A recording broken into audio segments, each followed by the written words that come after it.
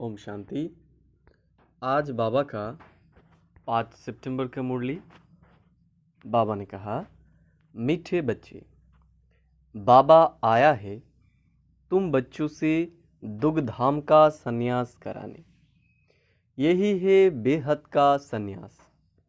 प्रश्न पूछा बाबा ने आज, उन सन्यासियों के सन्यास में और तुम्हारे सन्यास में मुख्य अंतर क्या है? उत्तर, बहुत सन्यासी घरवार छोड़कर जंगल में जाते, लेकिन तुम घरवार छोड़कर जंगल में नहीं जाते हो। घर में रहते हुए सारी दुनिया को कांटों का जंगल समझते हो। तुम बुद्धि से सारी दुनिया का सन्यास करते हो। ओम शांति। रूहानी बाप बैठ रूहानी बच्चों को रोज रोज समझाते हैं, क्योंकि आधा कल के बेसमझ है ना, तो रोज रोज समझाना पड़ता है। पहले पहले तो मनुष्य को शांति चाहिए। आत्माएं सब असूल रहने वाली थी, शांति धाम की है। बाप तो है ही सदैव शांति का सागर। अभी तुम शांति का वर्षा प्राप्त कर रहे हो। कहते हैं ना, शांति देवा, अर्थात हमको इस सृष्टि से अपने घर शांति धाम में ले जाओ, अथवा शांति का वर्षा दो।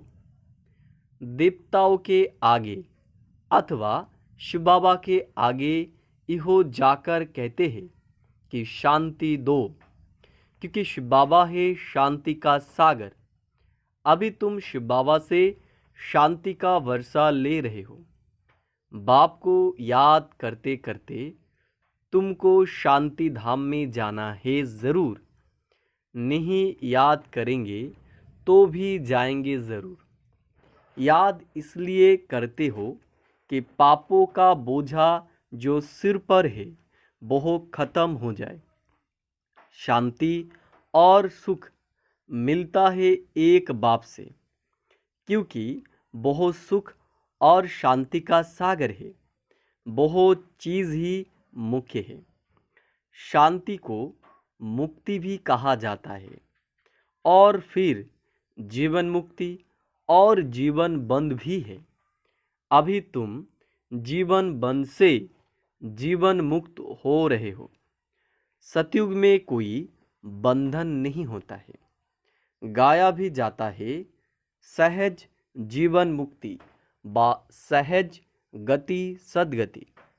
अब दोनों का अर्थ तुम बच्चों ने समझा है। गति कहा जाता है शांति धाम को, सदगति कहा जाता है सुखधाम को, सुखधाम शांति धाम, फिर इहो है दुखधाम। तुम यहाँ बैठे हो, बाप कहते हैं, बच्चे शांतिधाम घर को याद करो। आत्माओं को अपना घर भूला हुआ है। बाप आकर याद दिलाते हैं, समझाते हैं, हे रूहानी बच्चों, तुम घर जा नहीं सकते हो जब तक मुझे याद नहीं करेंगे।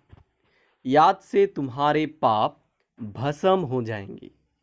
आत्मा पवित्र बन फिर अपने घर जाएगी। तुम बच्चे जानते हो, इहो अपवित्र दुनिया है। एक भी पवित्र मनुष्य नहीं। पवित्र दुनिया को सतयुग, अपवित्र दुनिया को कलयुग कहा जाता है। राम राज्य और रावण राज्य। रावण राज्य से अपवित्र दुनिया स्थापन होती है। इहो बना बनाया खेल है ना। इहो बेहद का बाप समझाते हैं, उनको ही सत्य कहा जाता है। सत्य बातें तुम संगम पर ही सुनते हो, फिर तुम सतयुग में जाते हो। द्वापर से फिर रावण राज्य शुरू होता है। रावण अर्थात असुर ठहरा। असुर कभी सत्य नहीं बोल सकते, इसलिए इसको कहा जाता है झूठी माया झूठी काया। आत्मा भी झूठी है तो शरीर भी झूठा है। आत्मा में संस्कार भरते हैं ना, चार धातुएं हैं ना, सोना, चांदी, तांबा, लोहा, सब खाद निकल जाती है। बाकी सच्चा सोना तुम बनते हो इस योग बल से। तुम जब सतयुग में हो तो सच्चा सोना ही हो। फिर चांदी पड़ती है तो चंद्रवंशी कहा जाता है। फिर तांबे की, लोहे की खाद पड़ती है द्वापर कलयुग में। फिर योग से तुम्हारे में जो चांदी, तांबा, लोहा की खाद पड़ी है वो निकल जाती है। पहले तो तुम सब आत्माएं शांति धाम में हो।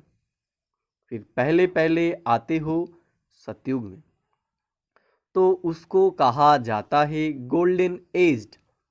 तुम सच्चा सोना हो ना। योग बल से सारी खाद निकलकर बाकी सच्चा सोना बनते हैं। शांति धाम को गोल्डन एज नहीं कहा जाता है। Golden age, silver age, copper age यहाँ कहा जाता है। शांति धाम में तो शांति है। आत्मा जब शरीर लेती है तब गोल्डन एज कहा जाता है। फिर सृष्टि ही गोल्डन एज बन जाती है। सतो प्रधान 5 तत्व से शरीर बनता है। आत्मा सतो प्रधान है तो शरीर भी सतो प्रधान है। फिर पिछाड़ी में आकर आयरन एज्ड शरीर मिलता है, क्योंकि आत्मा में खाद पड़ती है। तो गोल्डन एज, सिल्वर एज इस सृष्टि को कहा जाता है। तो अब बच्चों को क्या करना है?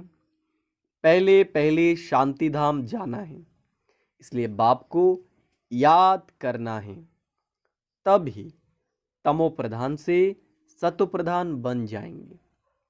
इसमें टाइम उतना ही लगता है जितना टाइम बाप यहाँ रहते हैं। वो गोल्डन एज में पार्ट लेते नहीं हैं। तो आत्मा को जब शरीर मिलता है तब कहा जाता है इहो गोल्डन एज जीव आत्मा है। ऐसे नहीं कहेंगे गोल्डन एज्ड आत्मा, नहीं, गोल्डन एज्ड जीव आत्मा, फिर सिल्वर एज्ड जीव आत्मा होती है। तो यहाँ तुम बैठे हो, तुमको शांति भी है तो सुख भी प्राप्त होता है। तो क्या करना चाहिए? दुग्धाम का संन्यास।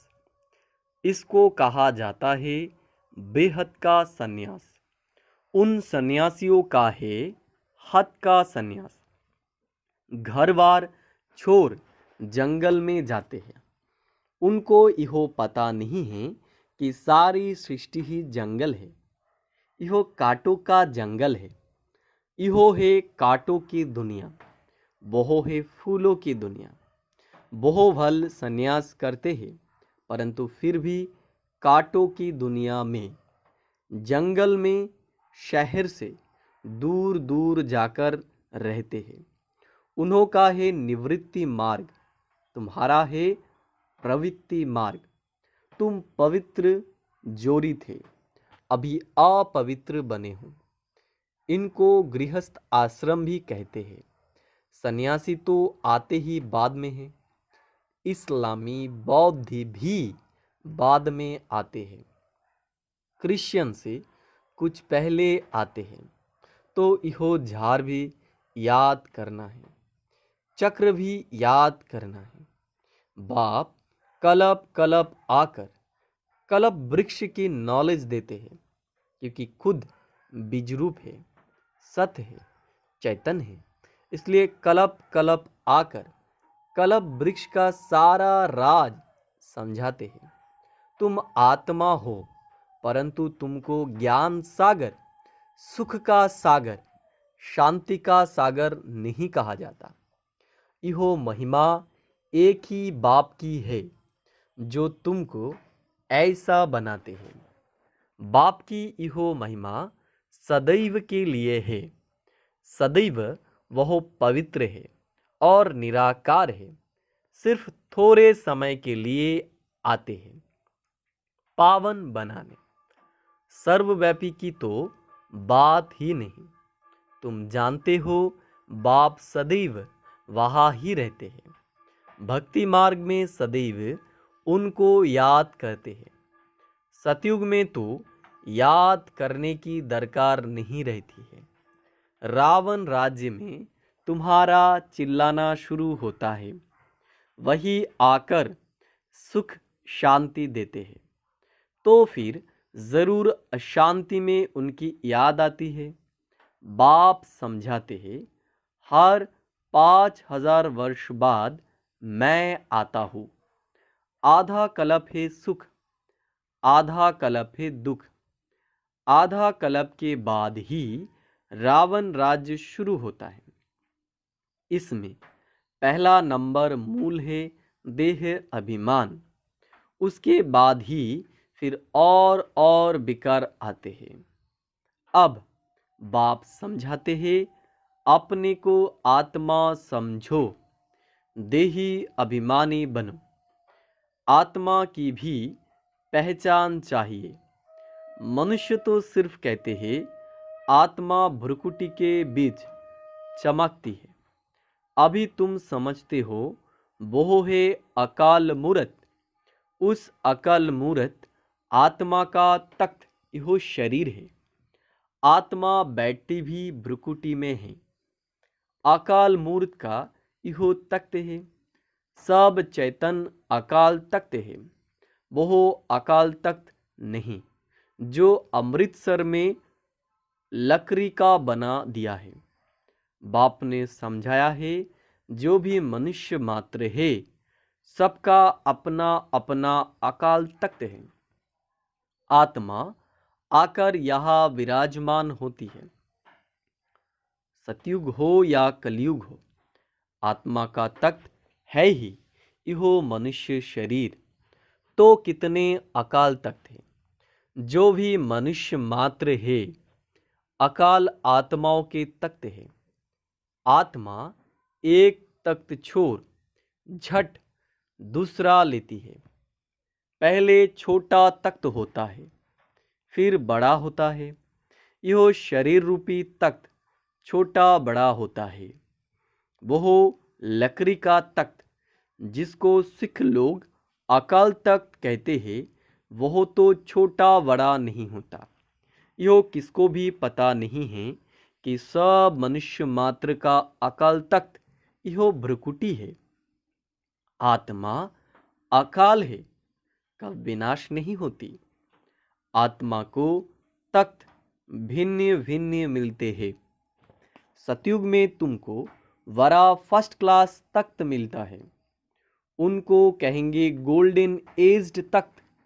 फिर उस आत्मा को सिल्वर, कॉपर, आयरन एज्ड तख्त मिलता है। फिर गोल्डन एज्ड तख्त चाहिए तो जरूर पवित्र बनना पड़े। इसलिए बाप कहते हैं, माँ में कम याद करो तो तुम्हारी खाद निकल जाएगी।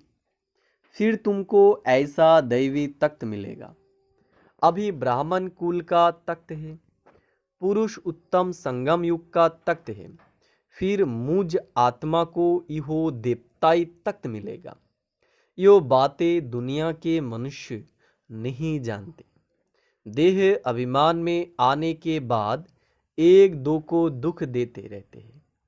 इसलिए इनको दुखधाम कहा जाता है। आप बाप बच्चों को समझाते हैं, शांति धाम को याद करो जो तुम्हारा असली निवास स्थान है। सुखधाम को याद करो।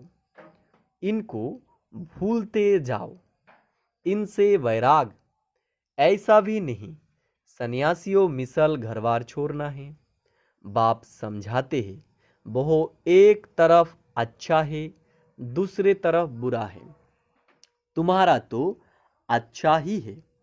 उनका हठयोग अच्छा भी है, बुरा भी है, क्योंकि देवताएं जब वाम मार्ग में जाते हैं तो भारत को थमाने के लिए पवित्रता जरूर चाहिए, तो उसमें भी मदद करते हैं।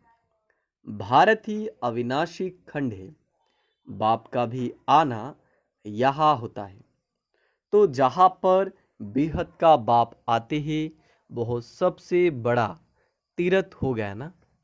सर्व की सदगति बाप ही आकर करते हैं, इसलिए भारत ही ऊंचते ऊंच देश है। मूल बात बाप समझाते हैं, बच्चे याद की यात्रा में रहो। गीता में भी मन मना भव अक्षर है, परंतु बाप कोई संस्कृत तो नहीं बतलाते हैं। बाप मन मना भव का अर्थ बताते हैं। देह के सब धर्म छोड़ अपने को आत्मा निश्चय करो। आत्मा अविनाशी है, वह कभी छोटी बड़ी नहीं होती। अनादि अविनाशी पार्ट भरा हुआ है, ड्रामा बना हुआ है। पिछाड़ी में जो आत्माएं आती है उनका बहुत थोड़ा पार्ट है। बाकी टाइम शांति धाम में रहते हैं।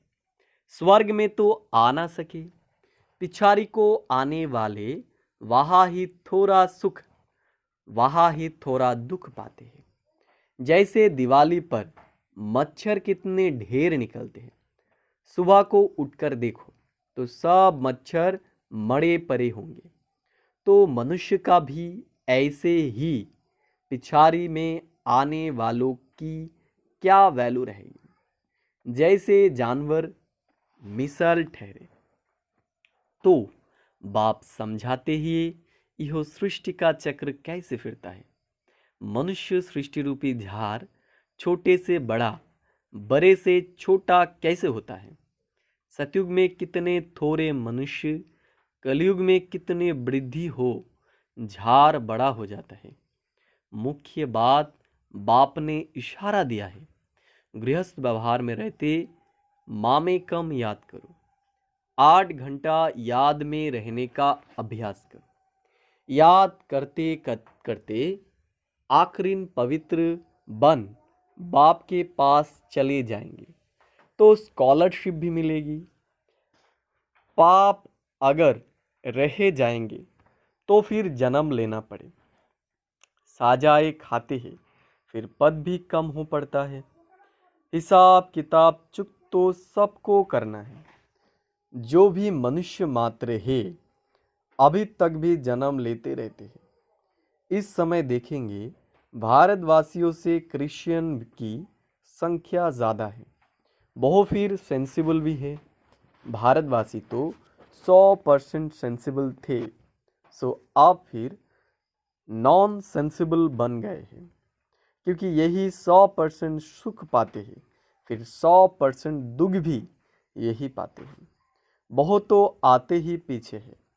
बाप ने समझाया है क्रिश्चियन डिनाइस्टी का श्री कृष्ण डिनाइस्टी से कनेक्शन है। क्रिश्चियन ने राज्य छीना, फिर क्रिश्चियन डिनाइस्टी से ही राज्य मिलना है। इस समय क्रिश्चियन का जोर है, उन्हों को भारत से ही मदद मिलती है। अभी भारत भूख मरता है तो रिटर्न सर्विस हो रही है। यहाँ से बहुत धन, बहुत हीरे जवाहर आदि वहाँ ले गए हैं। बहुत धनवान बने हैं तो अब फिर धन पहुँचाते रहते हैं। उनको मिलने का तो है नहीं, तो अब तुम बच्चों को तो कोई पहचानते नहीं हैं। अगर पहचानते तो आकर राय लेते। तुम हो ईश्वरीय संप्रदाय, जो ईश्वर की राय पर चलते हो। वही फिर ईश्वरीय संप्रदाय से दैवी संप्रदाय बनेंगे, फिर क्षत्रिय, वैश्य, शूद्र संप्रदाय बनेंगे। अभी हम सो ब्राह्मण हैं, फिर हम सो देवता, हम सो क्षत्रिय। हम सो का अर्थ देखो कितना अच्छा है। यह बाजुली का खेल है जिसको समझाना बहुत सहज है, परंतु माया भुला देती है। फिर दैवी गुणों से आसुरी गुणों में ले जाती है। अपवित्र बनना आसुरी गुण है ना। अच्छा, मीठे मीठे सिखे लधे बच्चों प्रति मात पिता बाप दादा का याद प्यार और गुड मॉर्निंग। रूहानी बाप की रूहानी बच्चों को नमस्ते। हम रूहानी बच्चों की रूहानी बाप दादा को पदम गुना याद प्यार और गुड मॉर्निंग। धारणा के लिए मुख्य सार। 1 नंबर, स्कॉलरशिप लेने के लिए गृहस्थ व्यवहार में रहते कम से कम 8 घंटा बाप को याद करने का अभ्यास करना है। याद के अभ्यास से ही पाप कटेंगे और गोल्डन एज्ड तख्त मिलेगा। 2 नंबर, इस दुखधाम से बेहद का वैराग कर अपने असली निवास स्थान शांतिधाम और सुखधाम को याद करना है। देह अभिमान में आकर किसी को दुख नहीं देना है। वरदान कहा बाबा ने आज, कर्मों के हिसाब किताब को समझकर अपनी अचल स्थिति बनाने वाले सहज योगी भव। विस्तार, चलते चलते अगर कोई कर्मों का हिसाब किताब सामने आता है तो उसमें मन को हिलाओ नहीं, स्थिति को नीचे ऊपर नहीं करो। चलो, आया तो परख कर उसे दूर से ही खत्म कर दो। अभी योद्धे नहीं बनो। सर्वशक्तिवान बाप साथ है तो माया हिला नहीं सकती। सिर्फ निश्चय के फाउंडेशन को प्रैक्टिकल में लाओ और समय पर चूज करो तो सहज योगी बन जाएंगे। आप निरंतर योगी बनो, युद्ध करने वाले योद्धे नहीं। स्लोगन का बाबा ने आज, डबल राइट रहना है तो अपनी सर्व जिम्मेदारियों का बोझ बाप हवाले कर दो। ओम शांति।